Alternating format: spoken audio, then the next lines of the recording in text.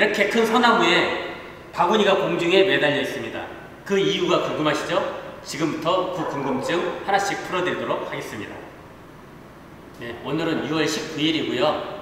네, 뭔가 특별하게 보이는 소나무를 시청자분들에게 보여드리고 싶어서 영상을 찍게 됐습니다. 자, 이 소나무가 바구니에 들어가 있는 사연 지금부터 말씀을 드릴 건데요. 먼저 제가 그 옛날 이야기를 좀 해야 될 것 같습니다. 2010년도에 제가 전라도 지방에 분재 투어를 갔을 때 전혀 예상치 못한 한 농가에서 이 소나무를 발견을 했어요. 그렇게 잘생기지도 않고 뭔가 끌리는 나무는 아니었는데 뭔가 심상치 않아서 가까이 가서 이 나무를 굉장히 세심하게 관찰을 했습니다. 네, 가까이서 소나무를 보겠습니다. 여기 보시면은 이 소나무 숲이들이 굉장히 좀 잘 발달해서 많이 갈라진 모습들이 보이고요. 네, 이런 데도 보시면 굉장히 좋습니다. 그런데 우리가 분재로 사용되는 소나무를 보면은 어지간하면 이 정도는 다 발달되어 있습니다. 문제는 바로 이제 이 윗부분이죠. 네, 윗부분까지도 세월이 먹어서 이렇게 터 있는 거예요. 네, 숲이들이 많이 터서 오래된 맛이 이제 굉장히 나더라고요. 이 오래된 세월은 오직 인내와 노력으로만 가능한 것이기 때문에 만약에 그것들을 제가 선물을 받는다면은 저의 조그만 기술만 더해져서 불과 몇 년 만에 나무가 극에 달하는 완성도와 더불어서 세월감을 뿜어낼 수 있지 않을까 그런 이제 상상을 하게 됐습니다. 그래서 제가 그 주인분께 양해를 구하고 이 나무를 입양을 하게 됐고요. 그래서 그 나무를 이제 무작정 이 나무를 데리고 왔는데 막상 분재로 만들려고 계획을 세우다 보니까 단점이 여러 가지가 있더라고요. 일단 너무 큰 키, 그리고 여기서부터 시작해서 여기까지 일자로 뻗은 너무 긴 줄기의 흐름, 그리고 밑둥치보다 윗둥치가 더 굵은 야구방망이 같은 형상.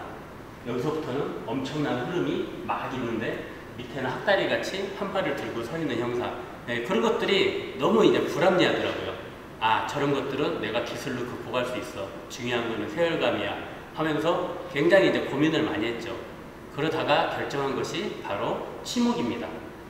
이 치목이라는 기술은 말 그대로 나무가 크거나 또는 내가 필요한 부분만 커팅을 해가지고 그 부분만 살려내서 다시 여기서 화분이 만들어지는 그런 원리예요. 그래서 일반 다른 나무들은 치목이 굉장히 많이 치목 기술이 이루어지고 있는데 이 소나무만큼은 성공률이 그렇게 높지가 않기 때문에 많은 시민들이 도전을 안 하시더라고요.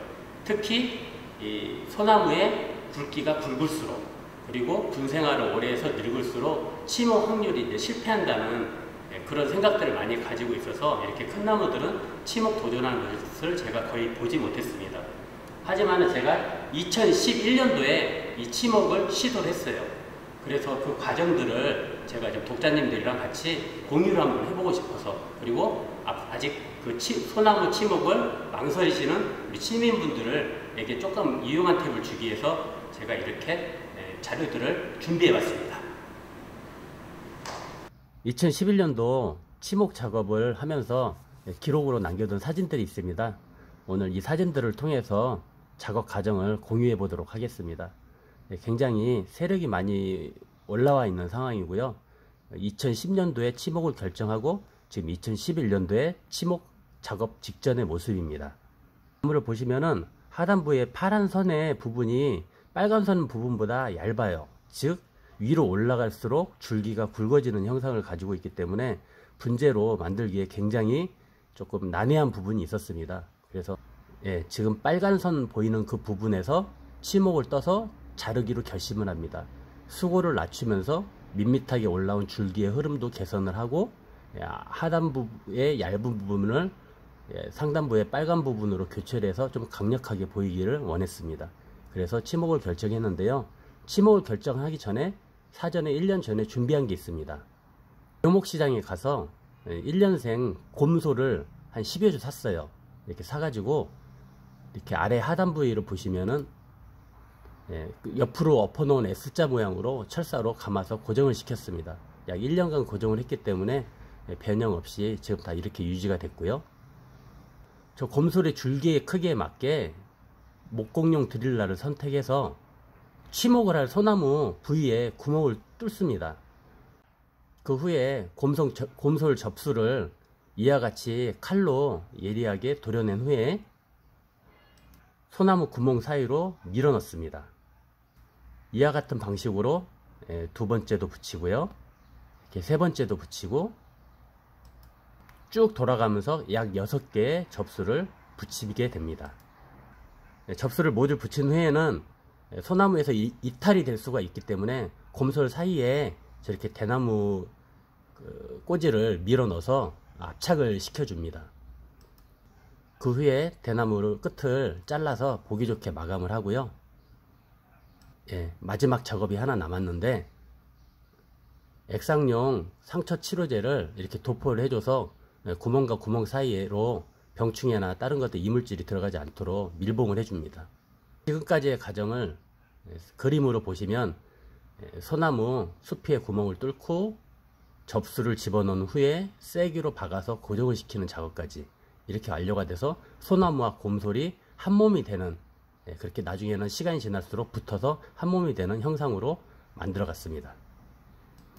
작업을 모두 마친 후에 이제 바구니를 이렇게 하단 부위를 자르고요. 옆을 잘라서 소나무 사이로 집어넣습니다. 그 후에 다시 바구니를 철사줄을 이용해서 꼬매주고요. 바구니 안에 빈틈으로 용토가 흘러가지 않도록 잘 짜맞춰서 막아줍니다. 그 후에 바구니가 이탈되지 않도록 철사줄로 나무와 잘 묶어서 오랫동안 유지할 수 있도록 해주고요. 1년 정도 경과된 후의 모습입니다. 밑에 곰솔들이 잘 자라고 있는 모습 보이시죠? 그리고 위에 소나무도 마찬가지로 세력이 좋은 것을 확인할 수가 있습니다. 자, 이렇게 해서 곰솔이 소나무와 한 몸이 되기를 기다리는 시간이 시작되었습니다. 재밌게 보셨는지 모르겠습니다. 제가 시민 여러분들께 보여드리기 위해서 10년 전에 미리 알고 이렇게 촬영해 놓은 건 아닙니다. 제가 스스로 혼자서 보고 공부를 하기 위해서 이렇게 기록으로 남겨놓은 건데요. 이 기록의 힘이 굉장한 파급 효과가 있습니다. 자기 자신의 잘못을 깨우칠 수 있는 유일한 수단이자 도구이기 때문에, 그리고 보이지 않는 미래를 개척해가는 하나의 등불이기 때문에 그런 자료들을 잘 모아서 이렇게 보관하는 것이 굉장히 중요합니다. 이제 처음 시작하시는 불린이 분들이나 취미분들께 자료 꼭 남기셔가지고 이렇게 저장해 놨다가 필요한 부분이 있으면은 서로 공유도 하시고 보다 나은 방향으로 발전할 수 있는 그런 무기가 됐으면 하는 게 제 바람입니다. 자, 이 소나무를 여기서 커팅을 하기 전에 철사를 감아서 여기서 계속 조이면서 압박하는 모습을 볼 수가 있습니다. 이러면서 물관을 계속 압박을 해서 물관을 축소를 시켜요.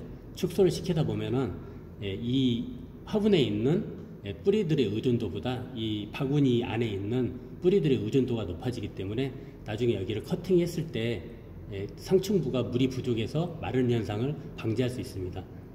또한 이렇게 있었던 소나무의 굵기를 계속 잘라 들어가고 있습니다. 그래서 지금 이쪽 부분이 많이 들어간 모습인데요.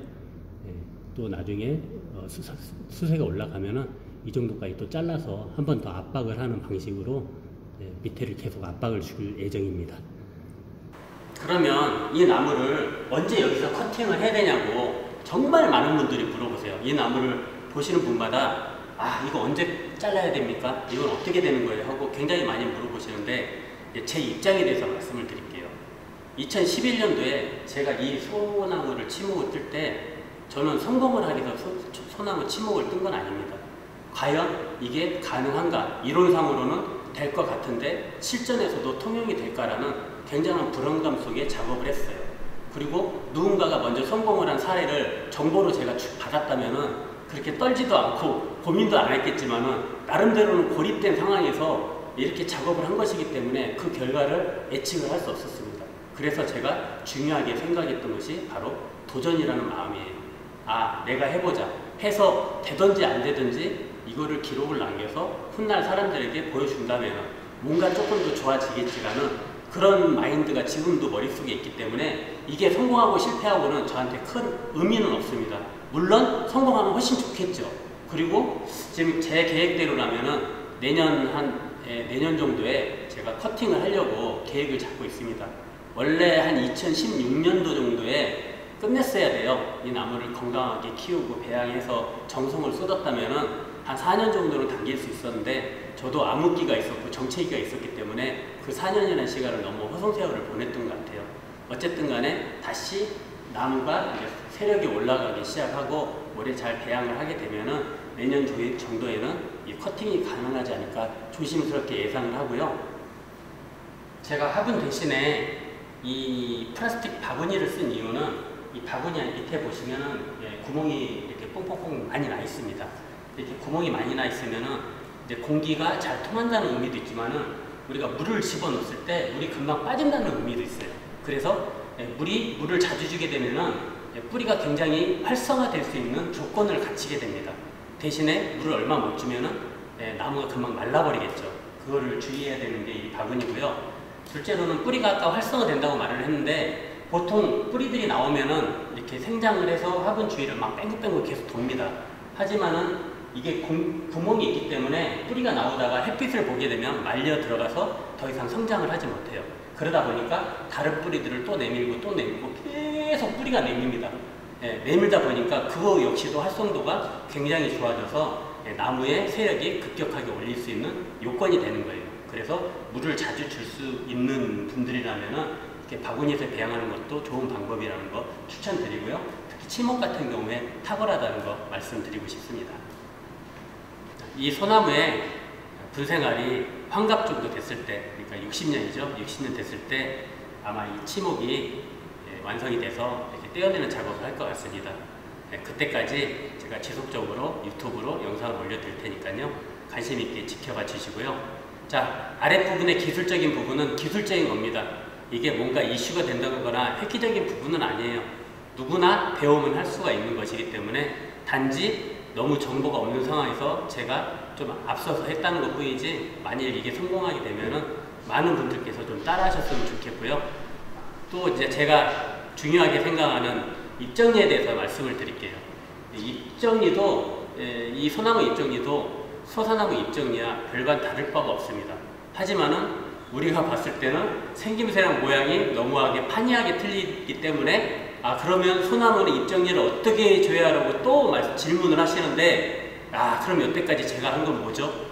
제가 여태까지 소나무 입정리한 거에서 다 보여드렸는데 또 소나무에 대해서 이야기를 해달래요. 그렇게 되면은 이제 시청자분들께서 제가 이야기를 하면은 지루해하실 겁니다. 왜요? 똑같다는 걸 아실 거니까. 자, 지금부터 소나무 입정리에 대해서 세밀하게 말씀을 드릴게요.